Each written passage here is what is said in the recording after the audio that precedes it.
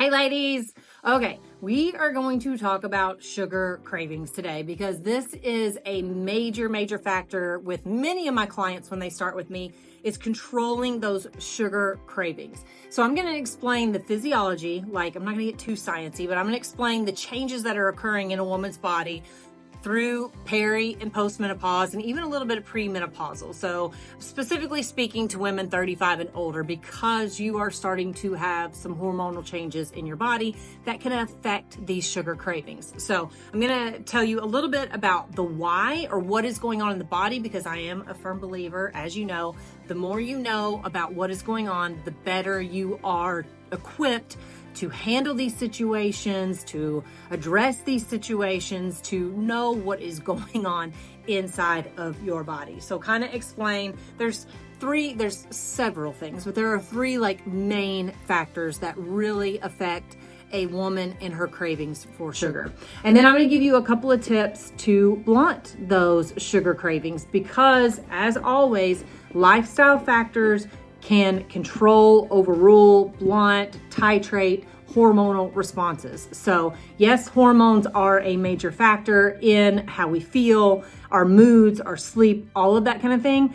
But lifestyle factors can totally, again, titrate the intensity, the frequency, and the duration of those symptoms that we're having. So we're going to talk a little bit about both sides of the table here when it comes to sugar cravings and what you can do about it. So let's get into it.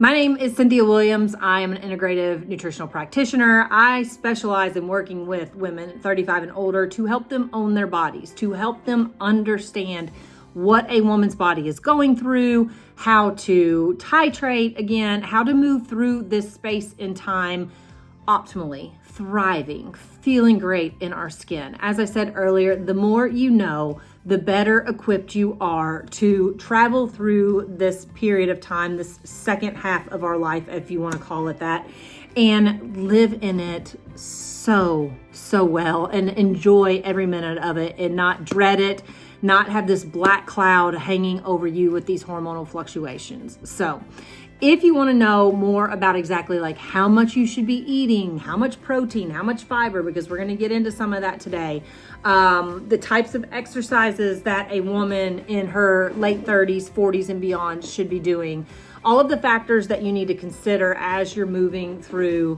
peri and postmenopause. If you want to click on this guide right here, this is a free guide that I have for women. Not click on it, say the word, either comment calorie, or you can find the link below.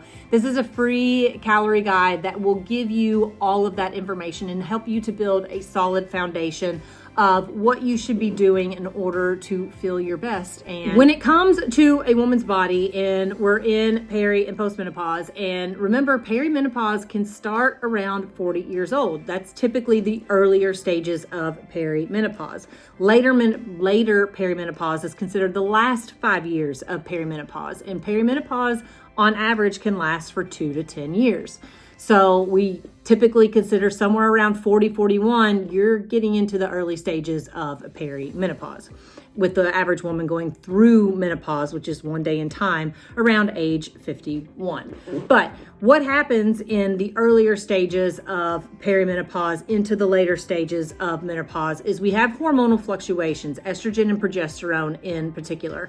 We have high levels of estrogen, low levels of progesterone. Then we have estrogen coming down, a little bit of progesterone, and we kind of just ride this like waves of ups and downs till eventually it just completely falls off, basically. This affects us in our gut health in a large way. We have a specific piece of our gut called the estrobiome, where estrogen is a major factor in the integrity and the health of our gut health in this particular area of the gut. And as we have a decline in estrogen, we literally have a change over in our gut health, in our gut biome, our microbiome. This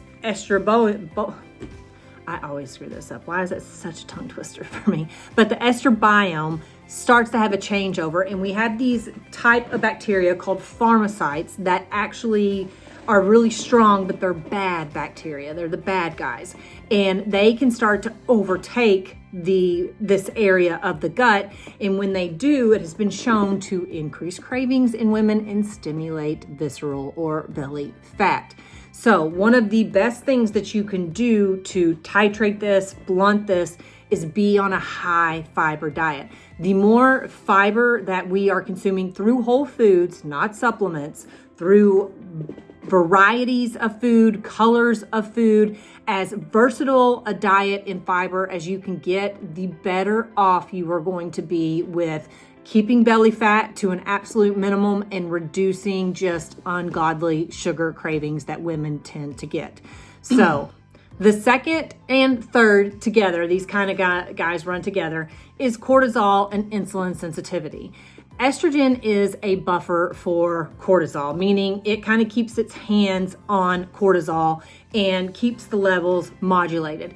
But as we're having a decline in estrogen, or we're having these fluctuations of estrogen, it also allows cortisol to elevate. And when cortisol elevates, we all know that leads to sugar cravings, right? Get one bad night of sleep and you don't have your cortisol levels are jacked up from that one night of sleep. And we all know that next day we have cravings. We want to eat the crappy food.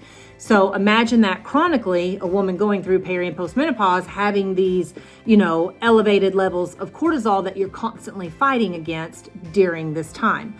When you couple that with decreased insulin sensitivity, which again is another piece of perimenopause and the elevated cortisol levels and the decline of estrogen, it just amplifies those feelings of wanting the sugary, crappy foods. So you have this, battle that you're fighting with the gut turnover and then the cortisol and the insulin sensitivity issues during this time.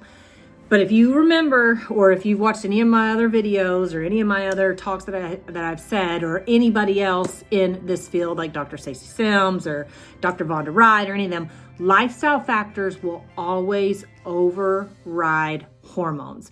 Yes, hormones are a major key component, and yes, they're fluctuating, and yes, they can make you change how you feel, your mood, your energy levels, digestion, all of that kind of thing.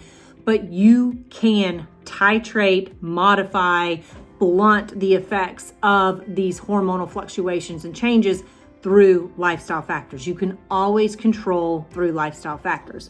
So the big things that you can do to reduce sugar cravings during this time is a high protein, high fiber diet.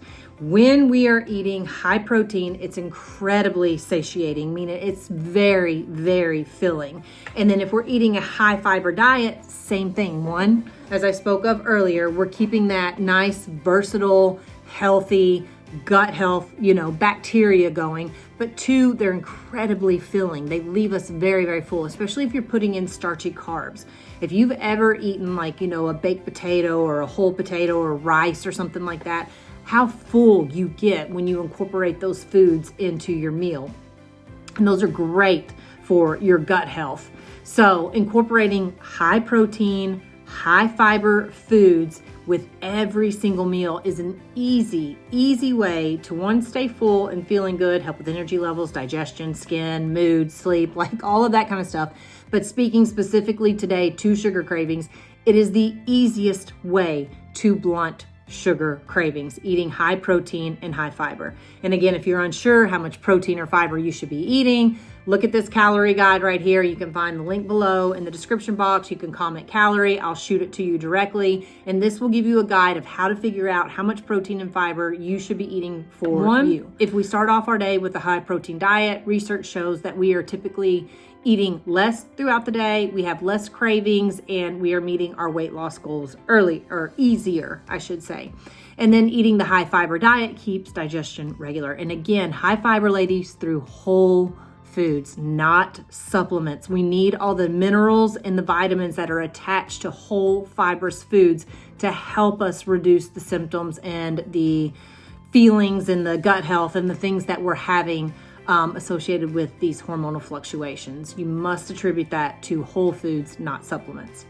So the takeaway for today is just basically eat high protein, high fiber diet, and you will be amazed or happy with how much better you will feel, how much you are reducing the sugar cravings that you feel are completely controlling you.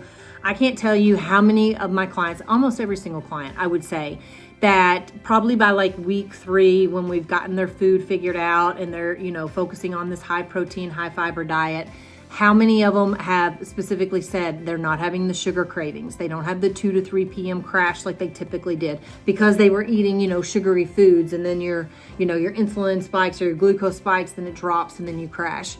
And how much better they feel, how much more energy they have, and how much better their digestion is, which is a big one too, to contributing to cravings and feeling like crud and low energy, right? If you're constantly constipated and bloated, you're typically going to lean on crappy foods because you feel crappy. So if you can focus on a high protein, high fiber diet, this can go an incredibly long way in helping your symptoms and you feeling better and reducing your sugar cravings. Thanks for being here today. I appreciate it. Again, make sure you check out the calorie guide. This is a simple guide for you to use to help you build a solid foundation, to help you reduce symptoms, reduce cravings, and get you going and showing you that, 40 and beyond can be an absolute blast, an optimal time. You can totally enjoy yourself and find a way to have balance with all the fun things and the fun foods that you like to eat on top of eating a very whole food, nutritious diet and not putting on belly fat and not just being consumed by sugar cravings all the time. So thanks for being here. I will see you in the next video.